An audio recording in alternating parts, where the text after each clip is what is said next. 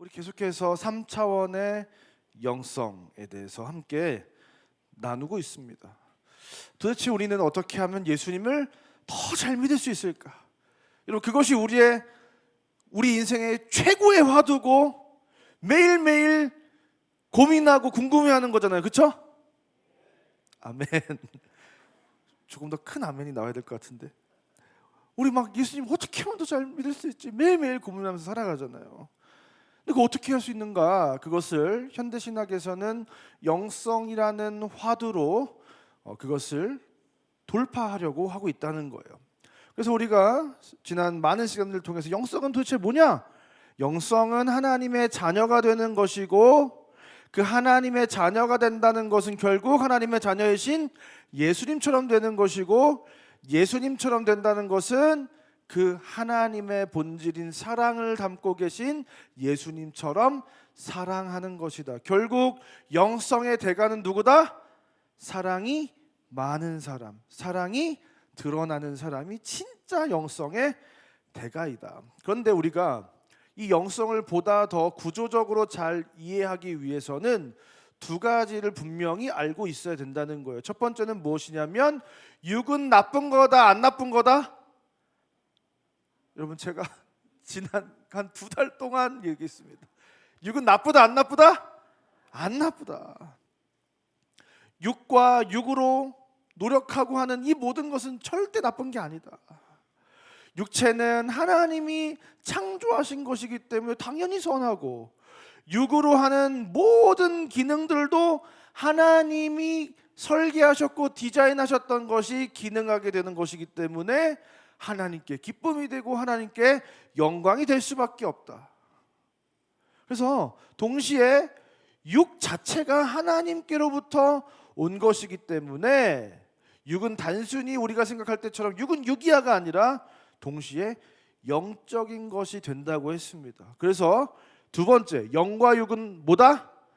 하나다라는 것을 우리가 함께 계속해서 나누고 있었어요. 육신의 영이 들어가 깃든 상태를 창세기에 우리 사람을 처음 창조할 때 생령이 된지라라고 말하고 있다는 거예요. 우리 인간은 생령으로 존재한다는 것입니다. 육은 육으로만 존재하고 영은 영으로만 존재할 수 없고, 영과 육이 긴밀하게 결합된 상태, 그 생령으로만 존재할 수 있다는 거예요.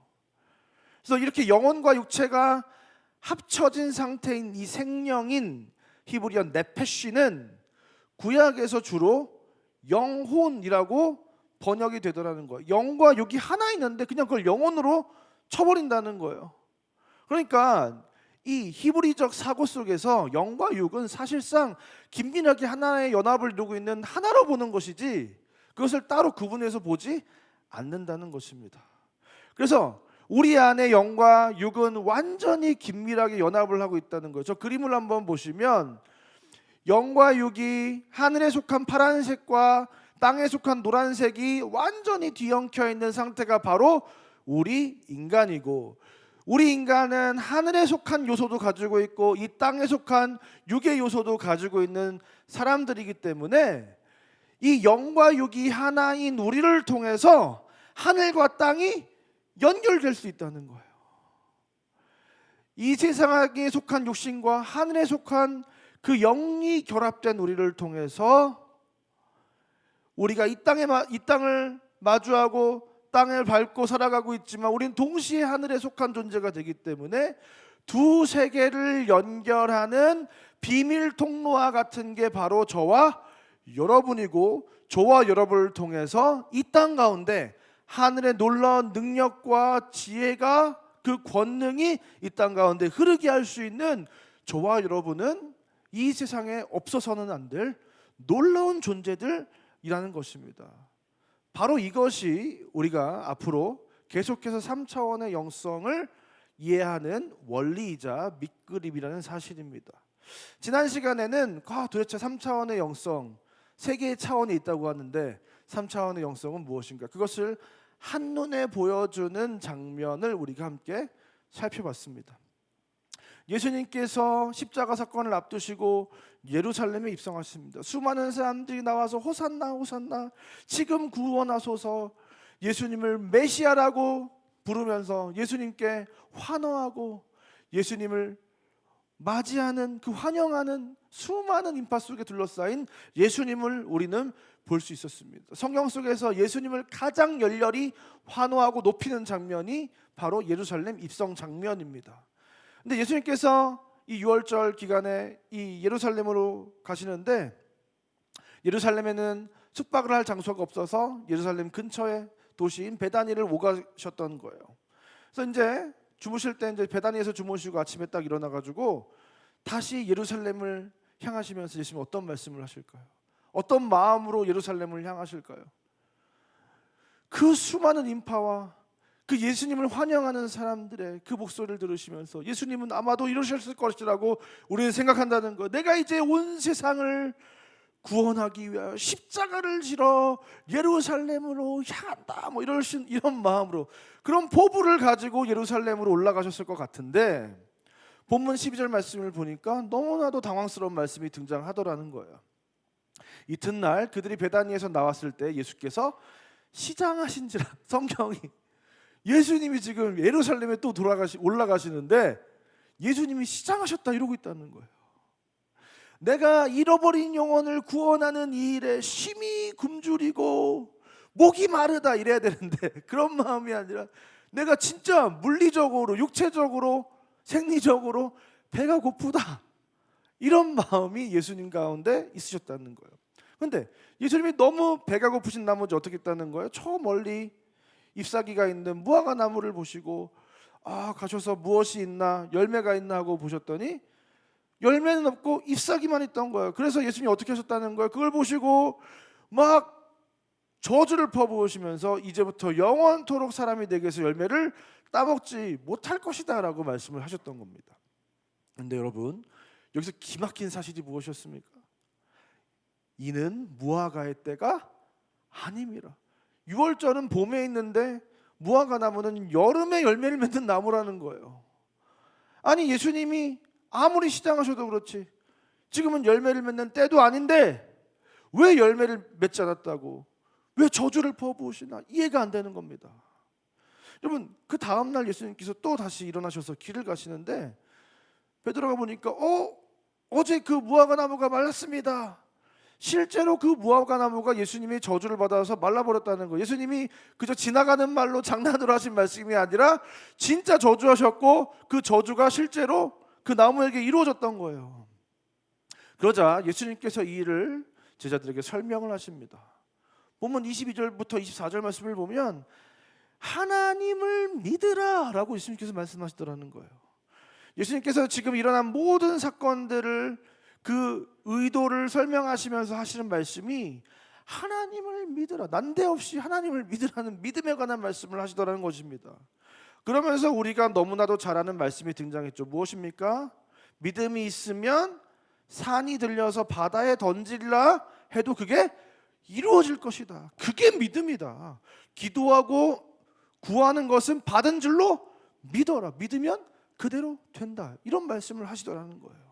여러분 이 말씀이 가르쳐주고 있는 것이 무엇입니까? 여러분 자연의 법칙의 지배를 받는 자연의 차원의 영역이 있고 이 자연의 법칙을 초월하는 초자연의 차원의 영역이 존재한다는 것입니다. 우리 인간이 태어나서 밥을 먹고 생리적인 현상을 하고 잠을 자고 희노애락의 감정을 느끼고 또 씨를 뿌리고 수고하면 시절을 쫓아 열매를 맺고 성실로 식물을 삼아야 하는 이 자연의 법칙에 우리는 종속되어 살아갑니다. 그런데 동시에 이 자연의 차원을 초월하는 초자연의 차원의 영역이 존재한다는 겁니다. 이 땅에 존재하지 않은 하늘에 속한 영역, 그 하나님께 속한 영역이 있다는 거예요. 그런데 저와 여러분인 우리 인간은 본질적으로 그 영역과 맞닿아 있는 존재이고 우리 안에 믿음이라는 요소가 발동되어 믿음으로 반응할 때 그때 우리는 단순히 이 자연의 법칙 안에서 우리가 수고하는 어떤 이 자연의 질서를 따르는 그 자연의 한계 속에서 머무르는 것이 아니라 이 자연의 법칙 안에서는 불가능했던 것들을 그 가능하게 되는 것을, 그 신비한 은혜를, 초자연적인 역사를 이 땅에서도 경험할 수 있다는 것입니다. 자연의 법칙 아래서 무화과의 때가 아니면 무화과 나무는 열매를 맺을 수 없는 거예요. 그게 자연의 법칙이에요. 근데 예수님께서는 그 자연의 법칙 너머의 법칙이 있다는 거예요. 그런데 무엇이 그것을 가능하게 하는가? 저와 여러분의 믿음, 우리의 믿음은 그 자연 속에서 불가능한 상황을 초자연적인 영역으로 연결을 시켜서 불가능을 가능으로 만들어 버린다는 거예요. 그런데 이 초자연의 영역과 자연의 영역, 이것은 단계가 아니라 차원이라는 것을 제가 강조했습니다.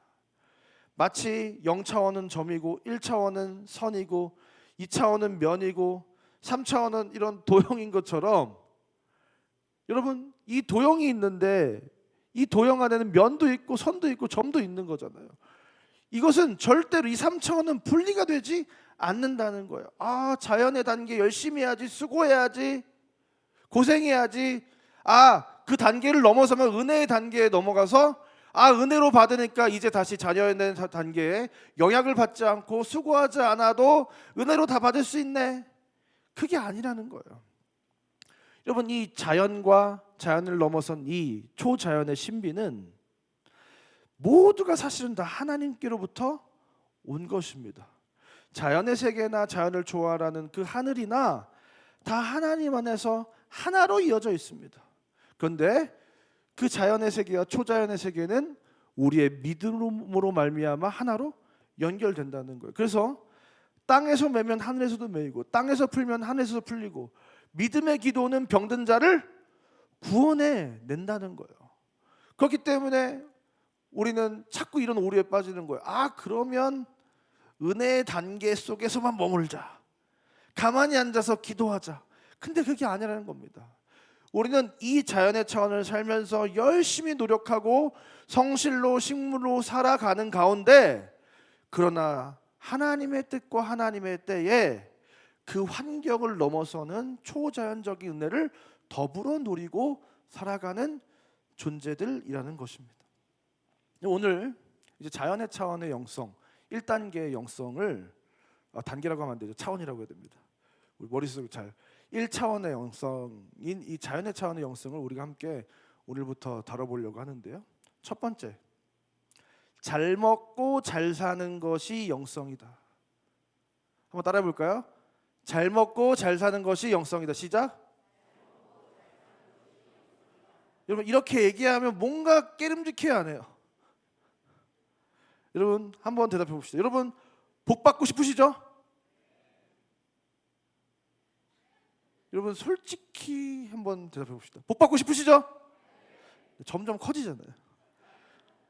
복을 받고 싶고 복을 누리고 싶은데, 우리는 괜히 복 받는다, 뭐 잘 먹고 잘 산다, 이런 얘기에 대해서 굉장히 솔직한 마음은 잘 먹고 잘 살고 싶으면서, 솔직한 마음은 복 받고 싶으면서, 그 얘기가 나오면 괜히 뭔가 위축되고 망설여진단 말이에요. 여러분, 복을 받는 게 나쁜 겁니까? 강단에서 목사님들이, 어떤 목사님은 여러분, 하나님께서 여러분에게 복을 주십니다, 복을 누리십시오라고 말하는 목사님이 있고, 어떤 목사님은 여러분, 하나님을 위하여 십자가를 집시다, 좁은 문으로 들어갑시다, 이런 목사님이 있어요. 그럼 어떤 분이 더 경건한 목사님처럼 느껴지세요? 어떤 목사님이 더 진짜, 아, 이분이 진짜 목사님이구나, 이런 느낌이 드세요? 당연히 우리 마음속에서는 십자가를 지고 고난의 잔을 들고 하나님께로 나아갑시다 라고 얘기하는 목사님이 뭔가 더 거룩하고 경건해 보이잖아요. 근데 우리는 복 받아라 이렇게 설교를 하면 이거 기복주의 아닌가 하고 뭔가 이렇게 움츠러드는 게 있다는 거예요. 그러니까 여러분들도 오늘 제가 복 받읍시다 그러니까 아멘, 아멘을 하면 주실 것 같고, 그런데 안 하면 안 될 것 같으니까 아멘 이럴 수도 있는데 아멘 하는 거 아니에요? 뭔가 이렇게 크게 대답하면 나는 복을 막 너무나도 갈망하는 속물처럼 보일까 봐. 그런데 그렇지 않다는 거예요. 여기서부터 우리는 다시 시작을 해야 된다는 겁니다. 자연의 차원, 자연의 차원의 영성을 이해하기 위한 아주 필수적인 첫걸음은 복에 관한 올바른 성경적 이해로부터 시작을 해야 됩니다. 하나님은 복에 굉장히 관심이 많은 분이세요. 처음 하나님께서 이 땅을 창조하실 때 창세기 1장 27절부터 28절 말씀을 보니까 하나님이 자기 형상 곧 하나님의 형상대로 사람을 창조하시되 남자와 여자를 창조하시고 하나님이 그들에게 복을 주시며 하나님이 그들에게 이르시되 생육하고 번성하여 땅에 충만하라 땅을 정복하라 바다의 물고기와 하늘의 새와 땅에 움직이는 모든 생물을 다스리라 하시니라. 처음 인간을 만드시고 하나님께서 하신 말씀이 뭐예요? 복을 주시며 그들에게 이르시되. 여러분, 저와 여러분의 창조는 하나님의 복으로 시작된 줄 믿습니다.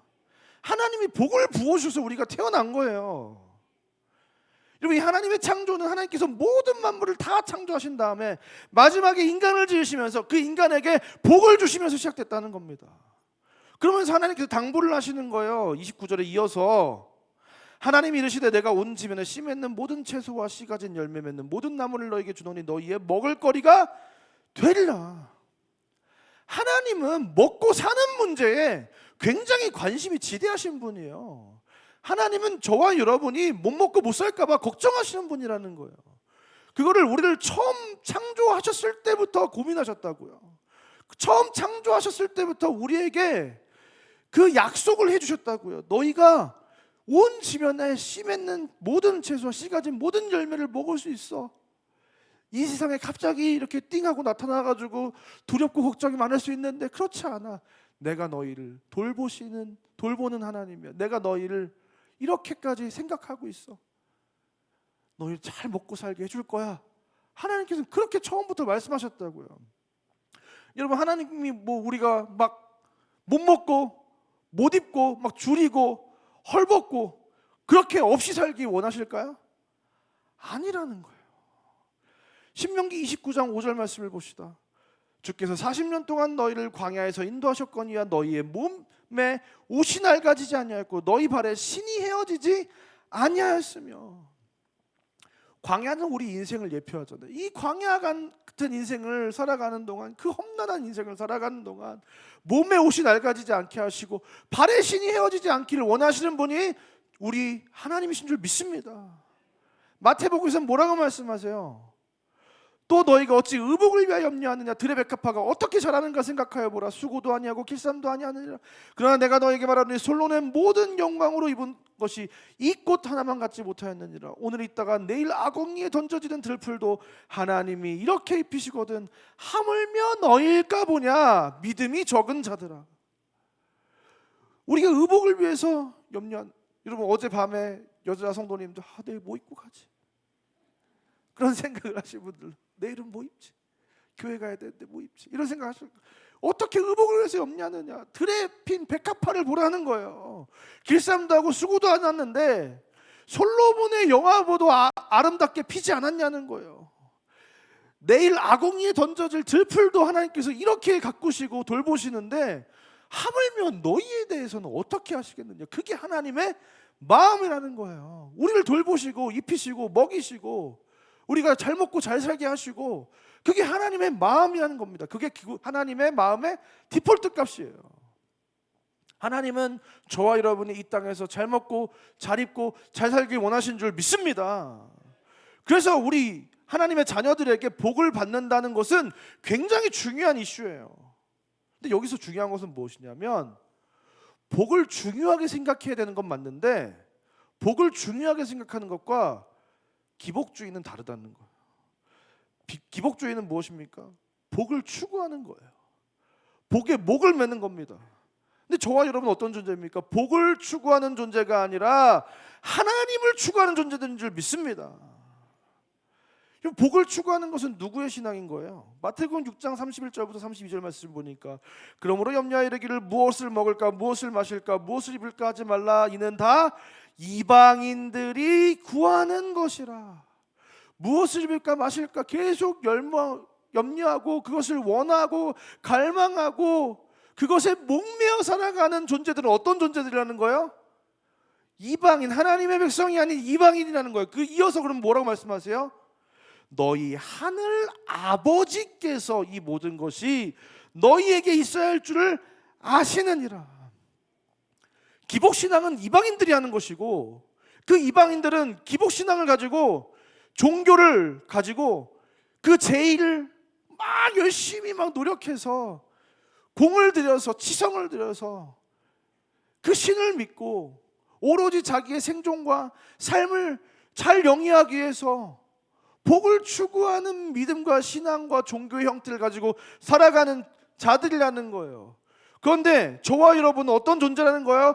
너희 하늘 아버지께서, 하나님이 우리의 단순히 신이로서 우리가 막 노력을 하고 열심히 하면 우리에게 축복을 주시고, 우리가 열심히 하지 않으면 축복을 안 주시는 그런 하나님이 아니라 어떤 존재이신 거예요?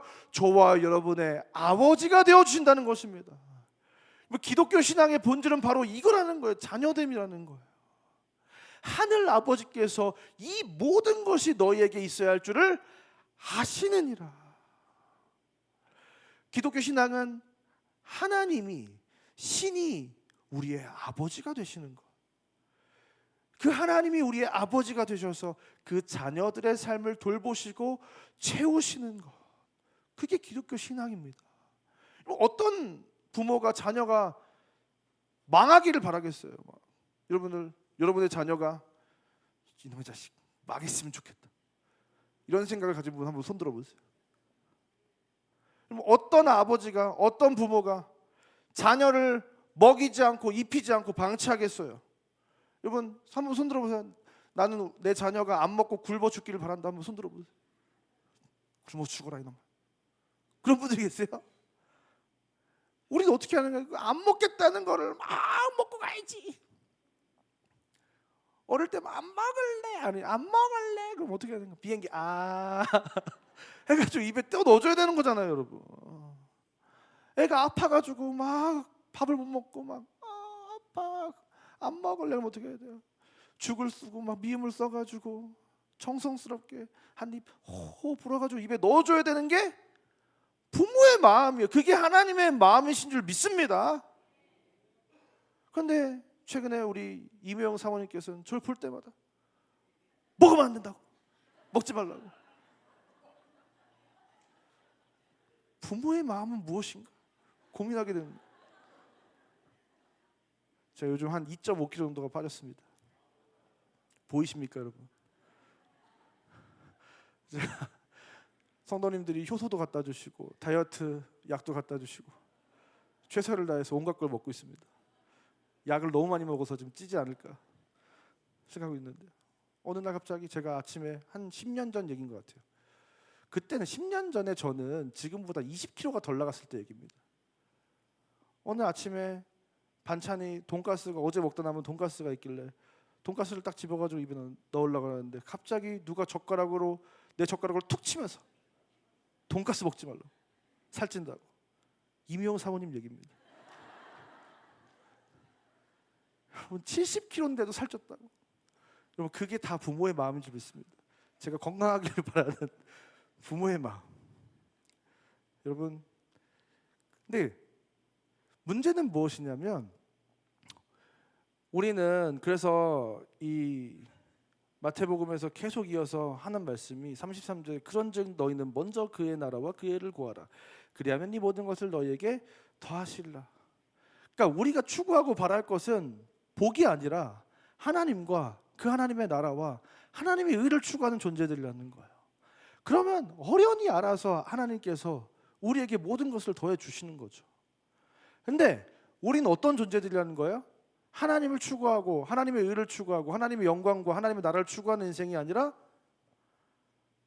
하나님께서 주시는, 하나님께 떨어질 그 콩고물, 그 복에만 관심을 가지고 살아가는 존재들, 너무 그렇게 쉽게 변질될 수 있는 존재들이 저와 여러분이라는 거예요. 여러분 어거스틴이 이렇게 이야기했습니다. 사용할 것을 경배하고 경배할 것을 사용하는 것이 우상숭배다. 여러분 하나님께서 창조하신, 창조된 모든 자연 만물과 그 모든 자연의 은총을 누리는 것, 그것은 아주 선하고 아름다운 거예요. 그것은 하나님의 선물인 줄 믿습니다. 그런데 문제는 저와 여러분이 그 모든 창조가 우리를 위한 것들이고 우리에게 사용하고 누리도록 주어진 것인데, 그 사용하라고 준 것들에게 경배하고 그것을 갈망하고 그것을 더 많이 누리겠다고 경배해야 할 하나님을 도리어 내 부와 명예와 성공과 기쁨과 즐거움을 위해 사용하게 되는 치명적인 오류에 빠지게 되는데, 그것을 우상숭배다라고 어거스틴이 얘기하고 있는 거예요. 이 핸드폰이 우리를 편리하게 하라고 있는 건데 우리는 어떻게 되는 거야? 핸드폰 어디 갔지? 하나님을 그렇게 찾아야 된다. 하나님. 핸드폰 어디 갔지? 핸드폰이 없으면 막 진짜 불안하고, 여러분 우리 어떻게 되는 거야? 하나님이 없으면 막 불안하고 그래야 되잖아요. 근데 핸드폰 얼마죠? 여기 은행도 들어있고 카톡도 들어있고 사진도 들어있고 내 추억도 들어있고 사랑하는 사람의 대화도 들어있고 뭐 너무 중요해요 이게. 근데 그렇더라는 거예요. 그런데 이 핸드폰이 변기 뚜껑보다 더럽다는 거 아시죠? 진짜예요. 여러분, 돈을, 물질을 사용하고 누리는 것은 좋은 거예요. 근데 그것이 우리의 경배의 대상이 돼서 내가 그거를 충분히 내 안에서 컨트롤하고 주무르고 다스리는 것이 아니라, 내가 막 돈과 물질에 막 절절 매고 막 안달이 나고 막 너무 원하고 갈망하고, 쟤는 저걸 샀는데 왜 난 그게 없지 하면서 나도 그걸 가져야지, 그걸 얻기 위해서 살아가고, 그것을 위해서 신앙을 이용하고 하나님을 이용하는 우상 숭배자들이 되어서는 안 된다는 것입니다. 그런데 오늘날의 많은 현대인들이 이 함정에 빠지게 되더라는 거예요. 사용하라고 주신 것을 경배하더라는 겁니다. 차를, 집을 막 애물단지 모시듯이 이거 기스가 나면 안 되는데 막 이렇게 우리가 경배하는 거예요. 내 몸을 그렇게 다루지도 않으면서 여러분, 하나님께서 허락하신 이 몸이 얼마나 귀한데, 내 몸은 막 온갖 더러운 거, 막 자극적인 거, 뭐 술, 담배 막 이런 거 다 하면서 차에서는 차는 걸 아끼면서 이렇게 살아가더라는 거예요. 여러분, 사용하라고 준 것은 사용하는 겁니다. 경배할 대상은 경배해야 된다는 거예요. 근데 우리는 사용하라고 준 것을 경배하고, 아니면 사용하라고 준 건데 이건 내가 다루고 그냥 막 쓰는 건데 이거를 쓰면 큰일 날 것처럼 복을 막 두려워하고 이러고 살아간다는 거예요. 내가 다스려야죠. 충분히 이거를 내 욕심대로 사용하지 않고 다스릴 수 있어야죠. 그래서 사도 바울이 뭐라고 얘기하는 겁니까? 빌립보서 4장 11절부터 13절에 내가 궁핍함으로 말하는 것이 아니라 어떤 형편에든지 나는 자족하기를 배웠노니 나는 비천에 처할 줄도 알고 풍부에 처할 줄도 알아 모든 일 배부름과 배고픔과 풍부와 궁핍에도 처할 줄 아는 일체의 비결을 배웠노라. 내게 능력 주신 자라서 내가 모든 것을 할 수 있느니라. 사도 바울이 뭐라고 얘기하는 거야? 내가 어떠한 형편에든지 스스로 만족하는 법을 배웠다. 가난하게 되면 가난하게 살고, 하나님께서 또 풍요롭게 하시면 또 풍요롭게 살고, 충분히 그럴 수 있다. 그러한 일체의 비결이 내가 습득했다 이거예요. 그러면서 우리가 굉장히 좋아하는 중요한 말씀이 뭐예요? 내게 능력 주시는 자 안에서 내가 모든 것을 할 수 있느니라. 우리 어떻게 생각해? 하나님께서 능력을 주시면 내가 모든 것을 할 수 있겠구나라고 생각하는데, 이 문맥상 이 말씀은 어떤 말씀입니까? 하나님이 나를 가난하게 하시면 가난하게도 할 수 있다는 능력을 얘기하는 거예요. 하나님이 부하게 하시면 하나님께서 주신 그 물질을 내가 선용해서 사용할 수 있는 능력을 말하는 겁니다. 하나님이 불가능한 모든 것을 가능하게 하신다가 아니라, 여기서 바울이 말하는 모든 것은 나는 가난하게 살 수도 있고 부하게 살 수도 있다. 그 조절 능력이 내 안에 있다. 이렇게 모든 상황에 만족하며 그 상황 안에서 하나님의 선하심을 기대하며 그 하나님의 선하심을 맛보며 살아갈 수 있는 힘, 그것이 바로 사도 바울에게는 있었다는 거예요. 그것이 저와 여러분에게 필요한 것인 줄 믿습니다. 근데 우리는 기복신앙 하면 굉장히 노이로제에 걸린 것처럼 기복신앙, 복하면 나쁜 거, 이렇게 생각하는 것은 굉장히 큰 문제라는 거예요. 이 사용할 것을 경배해야 되는 것도 경배하는 것도 문제지만 사용해야 될 것을 굉장히 두려워하면서 건드리지도 않으려고 하는 것, 그것도 굉장히 큰 문제라는 거예요. 사도 바울처럼 일체의 비결을 배우는 그 성숙이 있어야 되는데 단순히 이것을 너무 터부시하고 멀리하고 너무 금욕주의적인 생활을 하려고 하면 어떻게 되는 거예요? 오히려 더 초보적인 신앙에 머물게 되는 거예요. 근데 한국교회는 왜 이렇게 기복신앙을 터부시하는가? 그만큼 기복주의적 신앙이 강했기 때문이에요. 그리고 그 기복주의 신앙이 미친 안 좋은 영향이 많았기 때문입니다. 여러분, 우리나라 그 60년대 이후에 70년대 그 먹고 살기 힘들던 시절에 예수 믿으면 복 받습니다 하는 그 이야기가 솔직히 얼마나 강력한 이야기입니까? 지푸라기라도 잡고 싶은데 예수 믿으면 복 받는데, 그러면서 무슨 많은 사람들이 예수를 믿으러 나온 거예요. 예수를 믿었고 예수를 만났고 그 예수님께 복을 구해서 복을 누리기도 했고. 근데 문제는 무엇입니까? 복이 나쁜 건 아닌데 우리는 어떤 존재였던 거예요? 원래 믿어왔던 살아왔던 그 관성과 그 신앙의 방식이 있었던 거예요. 그러니까 예수님을 믿는데 이방인들처럼 토속신앙적으로 지성이면 감천이다 식으로 막 피나이다 아침마다 막 이렇게 정한수에 물 떠놓고 가족을 위해서, 남편을 위해서, 자녀를 위해서, 성공을 위해서, 복을 위해서, 건강을 위해서 막 기도했던 방식으로 신앙생활을 하기 시작했는데 그게 새벽기도예요. 여러분, 예수님이 내 복을 위한 수단이 되고 복이 목적이 되어서 사용할 것을 경배하고 경배할 것을 사용하는, 예수님을 믿는다고 하면서 결국 그 행위가 우상 숭배가 돼버리는 그 신앙의 형태가 바로 기복주의라는 거예요. 근데 더 큰 문제는 무엇입니까? 이 기복주의가 더 큰 문제가 어떤 문제예요? 이제 경제가 발전하고 다 먹고 살기 좋아졌어요. 그러니까 어떻게 되는 거예요? 이제 예수님이 필요해요? 안 필요해요? 안 필요해졌다는 거예요. 나 스스로 내 삶을 충분히 공급할 수 있는 공급자가 돼버렸다는 거예요. 풍요로워진 세상 속에서 수많은 사람들이 교회를 떠나가기 시작합니다. 교회를 나오지만 옛날처럼 간절하지 않아요. 옛날처럼 기도하지 않아요. 왜요? 내가 필요한 건 하나님이 아니라 하나님이 주시는 복이었기 때문에. 하나님을 갈망했으면 작정 기도를 끝나고 하나님을 만나고 작정 기도 이후에 또 기도를 하러 나와야죠. 근데 작정 기도 끝나고 내가 기도를 안 한다? 그건 내가 사실 하나님을 구한 게 아닌 거죠. 여러분, 이게 사탄의 전략이었다는 거예요. 사탄의 처음 전략은 기복주의였습니다. 사탄의 사람들에게, 그 어려운 사람들에게 하나님은 복을 주신다, 복을 주신 하나님을 강조하면서 하나님에게서부터 나오는 복을 갈망하게 만들었어요. 그래서 사람들로 하여금 하나님이 아니라 물질을, 그 복을 섬기도록 만들었습니다. 근데 문제는 무엇이냐면 사탄 입장에서 부작용이 있더라고요. 부작용. 사람들이 복을 받으려니까 어떻게 하는 거예요? 기도를 너무 열심히 한 거예요. 막 산에 올라가서 나무 뿌리 뽑는다고 막 기도하고, 자 나무 뿌리 뽑아왔다 한번 손, 뽑지는 못해도 잡고 기도를 해봤다 다시 한번 손.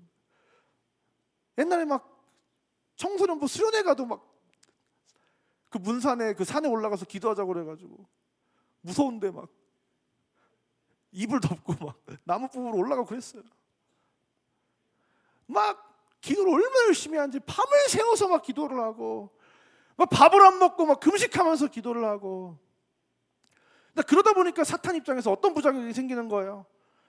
그 중에 일부가 처음에는 복을 달라고 막 기복주의적으로 하나님께 나아갔는데, 내 소원을 막 이루어달라고 하나님 앞에 나아갔는데 기도하면서 오랜 시간 하나님 앞에 머물다 보니까 어떤 부작용이 생기는 거예요?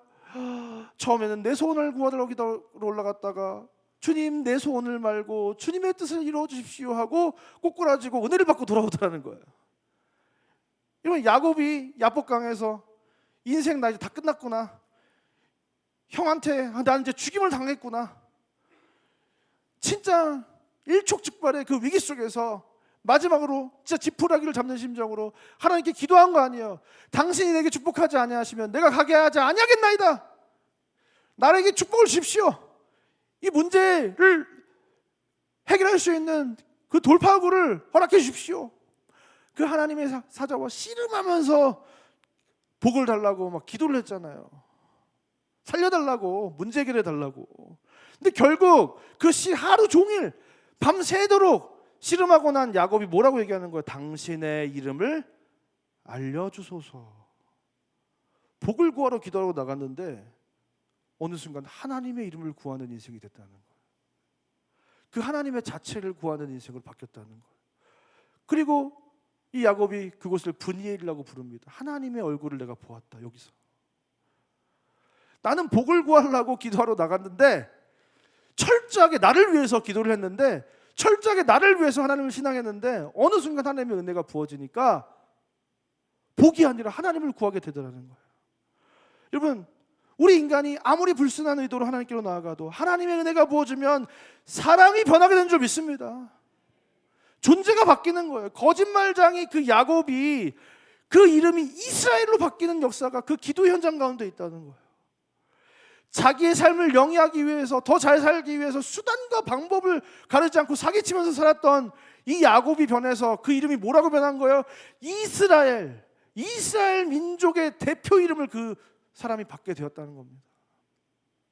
그러니까 사탄의 입장에서는 기복주의는 답이 아니구나 이런 생각이 들겠죠. 그럼 어떻게 되냐? 하나님을 이용하게 만드는 기복주의적 우상숭배 전략이 실패하자 사탄이 들고 나온 전략이 무엇입니까? 하나님을 이용하지도 않게 만드는 거예요. 보릿고개는 옛말이고 세상을 아주 풍요롭게 만들어서 하나님 없이도 충분히 먹고 살 수 있고, 적어도 내 인생이 굶어 죽지는 않고, 그러니까 하나님을 간절히 찾을 이유가 없게 만드는 것. 하나님이 아닌 더 편하고 확실하다고 느껴지는 다른 세상의 각종 갖가지 방식들로 충분히 너가 잘 먹고 잘 살 수 있어, 복을 누릴 수 있어, 끊임없이 그렇게 우리에게 속삭이고 그것들을 노출시키고 그것들을 따라가게 만들더라는 거예요. 그럼 결국 하나님의 도우심이 특별히 필요 없는 이 세상에서 우리는 하나님의 도우심을 구하는 기도를 하지 않게 되고 결국 하나님을 구할 수 없게 되더라는 거예요. 그게 오늘날 이 시대가 직면한 재앙인 줄 믿습니다. 복 받는 기도, 그거 네 욕심 아니야? 그렇게 기도하지 말고 하나님의 나라를 위해서 기도해야지. 막 그렇게 우리가 얘기를 하니까, 그러면 하나님의 나라를 위해서 기도하자. 그래서 나는 하나님의 나라를 위해서 기도하는 좋은 사람이야 하면서 기도하면 어떤 문제가 생긴지 아세요? 욕심 가득한 기도보다 그 기도의 방향이 수정이 안 돼요. 고상하게 하나님의 나라를 구하지만 하나님의 나라만 구하고 사역을 구하고 사역의 열매를 구하고 하나님을 구하지는 않게 돼서 하나님과 멀어지더라는 거예요. 이것을 우리는 주의해야 됩니다.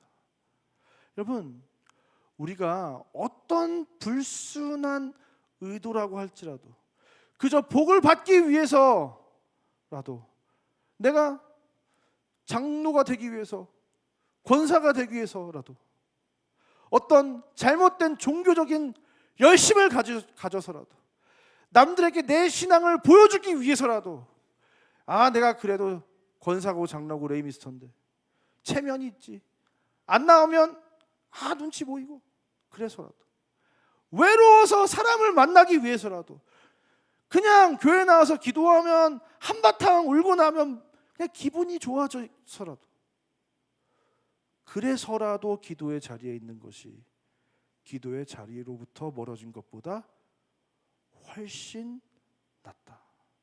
여러분 믿으십니까? 내가 어떤 의도를 가지고 나온과 상관없이 그 하나님의 은혜의 자리는, 그 하나님의 임재는 나를 변화시키기에 충분한 줄 믿습니다. 이것이 오늘날의 교회와 성도들에게 하나님이 던지시는 메시지인 줄 믿습니다. 제가 얼마 전에 금요기도회 때 하나님께서 막 마음을 주셔서 강단에 여기 올라와 가지고 자연팀이랑 같이 3시간 40분 동안 기도를 한 적이 있습니다. 8시에 시작된 기도회가 한 11시 40분에 끝났어요. 제 마음속에서 그냥 길게 하자 이게 아니라 성도님들 한 명도 안 남을 때까지 기도하자는 마음이 올라갔거든요. 그래서 간절히 기도했습니다. 근데 끝까지 한 분이 안 가세요. 그래서 끝까지 한 분이 안 가셔서 11시 40분에 지금은 마무리해야 되겠다 생각해서 마무리를 했는데요. 간절히 기도해서 하나님, 이 상곡교회 이 기도의 자리가 진짜 야곱이 기도했던 야복강이 되게 해주세요. 바울이 예수님을 만났던 다메섹이 되게 해주세요. 다윗이 자기 힘으로 자기 계획으로 막 사역하려고 하다가 그 사역의 전환점을 맞이해서 하나님과 그 같은 방향으로 나아갔던 그 드로아 환상을 보는 그 드로아가 되게 해주세요. 이곳으로 나온 자들이 인생이 변하게 해주세요. 우리 꿈과 그 상곡교회의 꿈이 하나님의 꿈과 같아지게 해주세요. 우리의 변화되지 않는 죄와 약함들이 벗어지게 해주세요.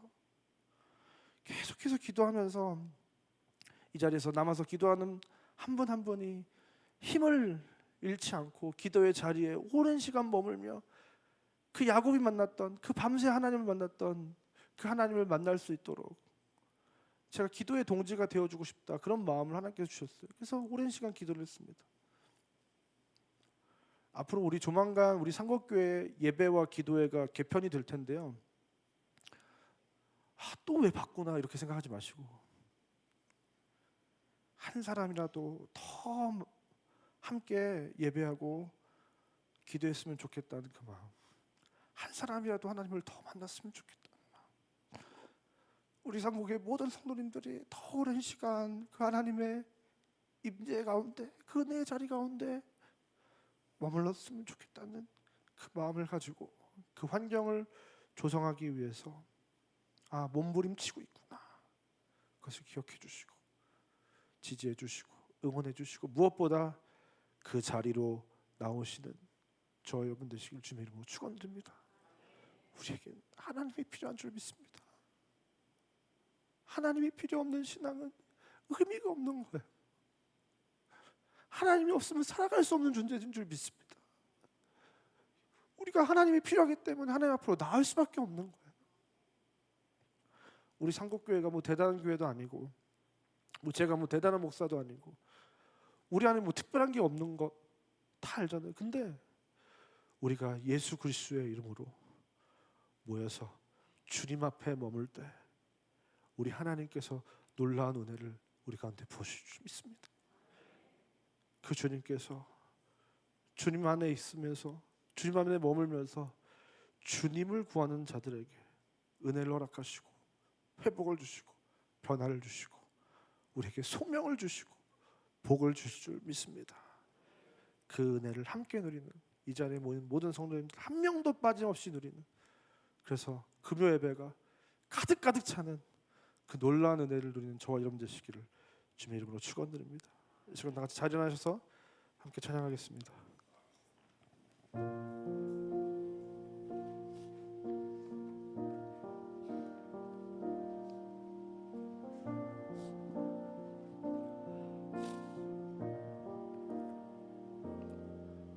날이 저물어 갈 때 빈들에서 걸을 때 그때가 하나님의 때,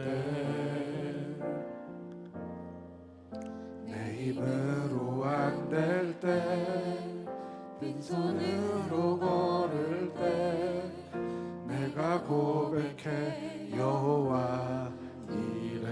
다시 한번 고백하겠습니다. 날이 저물어 갈 때, 날이 저물어 갈 때, 빈들에서 걸을 때, 그때가 하나님일 때,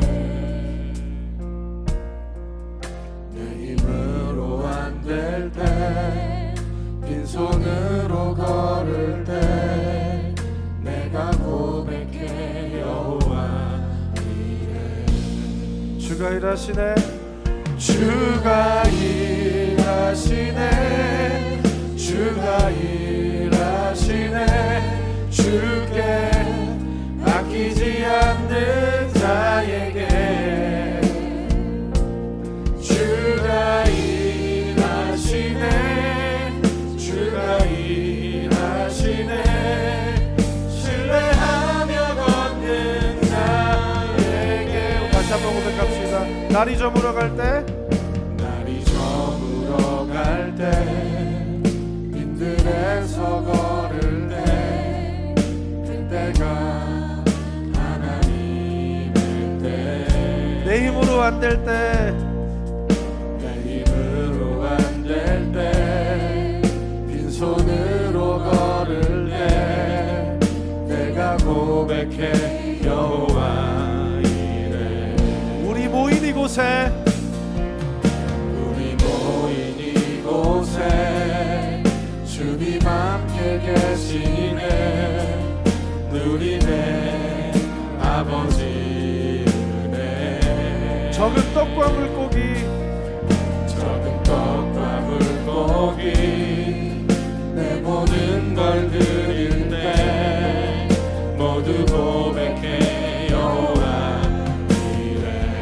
주가 일하시네, 주가 일하시네, 주가 일하시네, 주께 아끼지 않는 자에게. 주가 일하시네, 주가 일하시네, 신뢰하며 걷는 자에게. 주가 일하시네, 주가 일하시네, 주가 일하시네, 주께 아끼지 않는 자에게. 주가 일하시네, 주가 일하시네, 신뢰하며 걷는 자. 주님은 나의 산소, 주님은 나의 산소, 주님은 나의 요새, 주님은 나의 소망, 나의 힘이 되신 여호와. 다시 한번 믿음으로 고백하기 원합니다. 주님은 나의 산소, 주님은 나의 요새, 주님은 나의 소망, 나의 힘이 되신 여호와. 내 힘으로 안 될 때, 빈손으로 걷는 그때가 은혜의 때인 줄 믿습니다. 우리 인생은 그 빈대를, 광야를 걷는 정말로 참 고통뿐인 인생을 걸어갈 때에, 오늘 이 시간 우리가 기억해야 될 것은 하나님이 우리의 산성이시요 요새시요 방패시요 피할 바위시요 우리의 힘과 소망이시요 우리 인생의 꿈인 줄 믿습니다. 오늘 시간 그 하나님께서 하나님을 의지하여 하나님 앞으로 나아가는 자들에게, 그 하나님 안에 머무는 자들에게 놀라운 축복으로 그 인생 가운데 함께 하실 줄 믿습니다. 이 시간 한번 기도할 때, 주님, 내가 하나님의 도움을 구하는 인생 되게 하여 주시옵소서.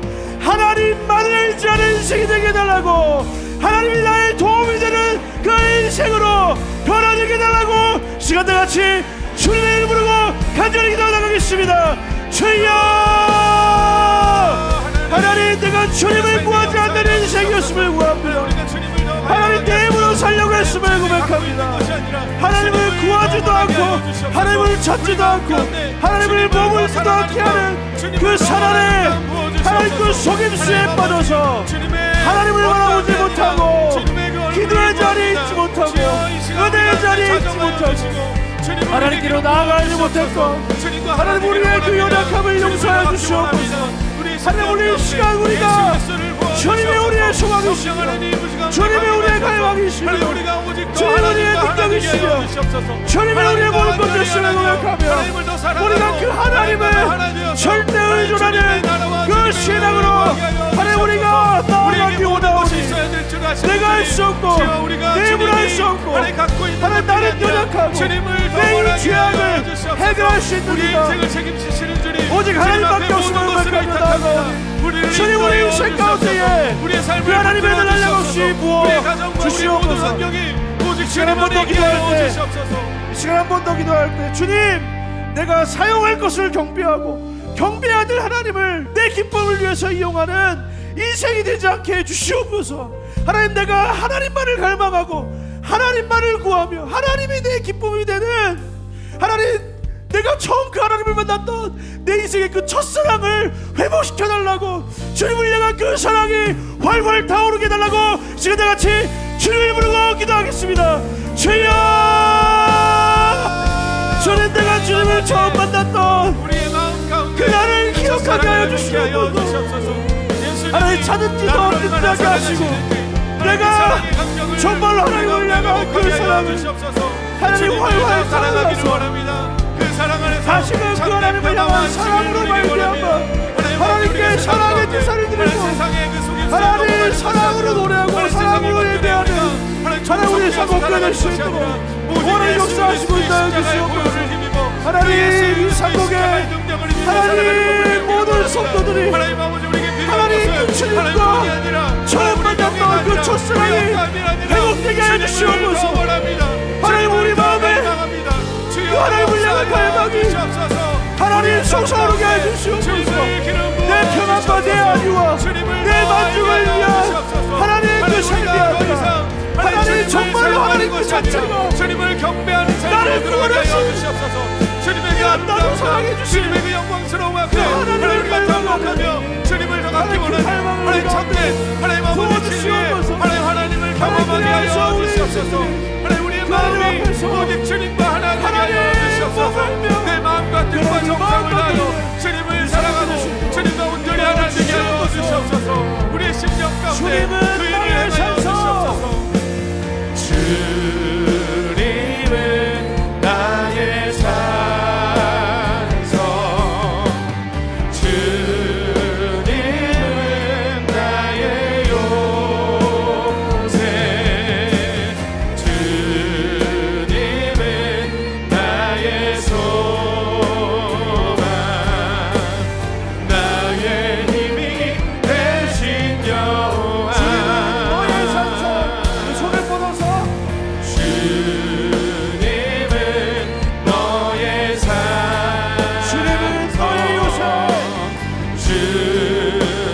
주님은 너의 요새, 주님은 너의 소망, 너의 힘이 되신 여호와. 같이 한번 앞뒤좌우에게 이렇게 인사했으면 좋겠습니다. 주님 앞에 머물십시다. 주님 앞에 머뭅시다. 주님께로 나아갑시다. 주님께로 나아갑시다. 첫사랑을 회복합시다. 첫사랑을 회복합시다.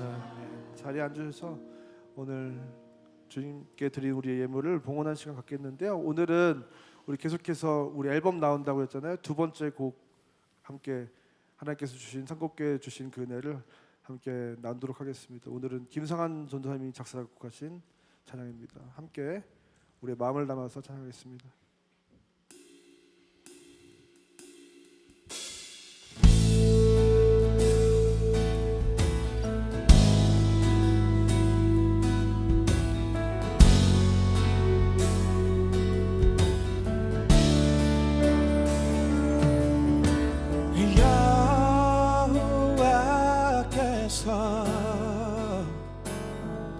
너를 질적지 않게 날 지키시며 졸지 아니하시네. 주 여호와는 너를 지키시는 자 여호와께서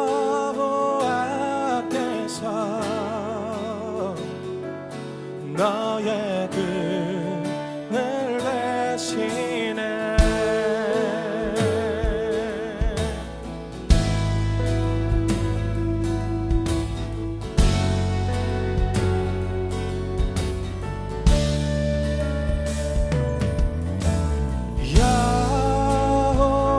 여호와께서 너를 질적지 않게 널 지키시며 졸지 아니하시네.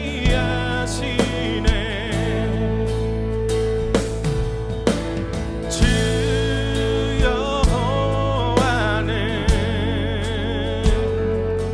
너를 지키시는 자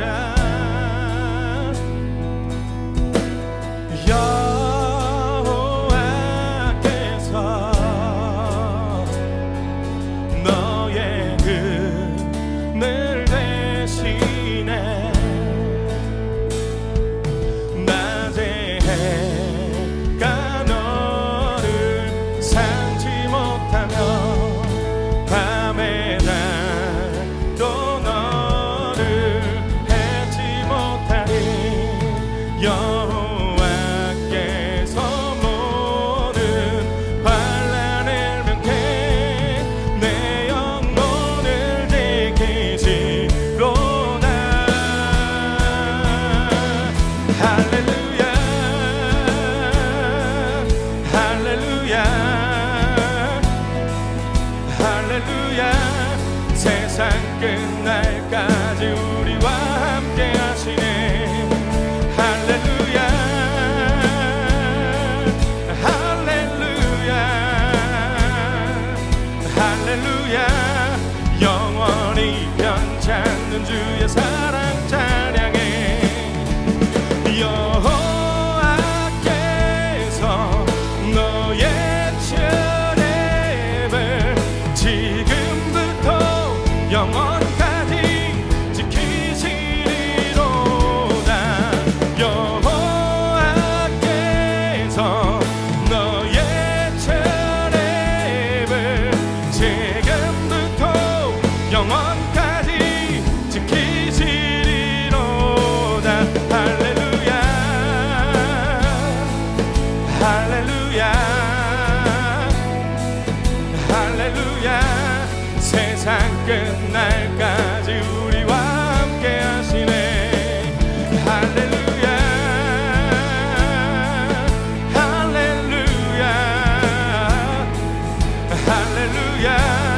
영원히 변치 않는 주의 사랑 찬양해. 할렐루야 할렐루야 할렐루야.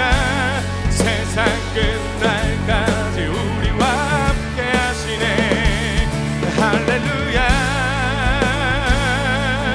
할렐루야 할렐루야. 영원히 변치 않는 주의 사랑 찬양해.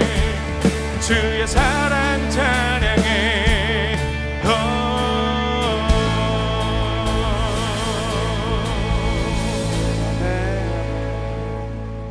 우리 하나님께서는 졸지도 주무시지 않고 우리를 지키시는 하나님이신 줄 믿습니다. 다시 기도하겠습니다. 사랑하는 하나님 참 감사합니다. 졸지도 주무시지 않고 그 이스라엘을 지키시는 여호와 하나님, 우리를 구원하시는 하나님 너무나도 감사합니다.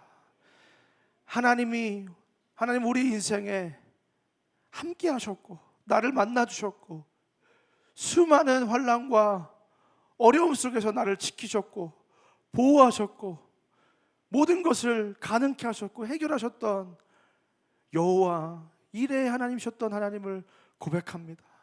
하나님, 그 하나님께서 그러나 오늘도 우리의 아버지 하나님 되심을 우리가 기억하게 하여 주시옵소서.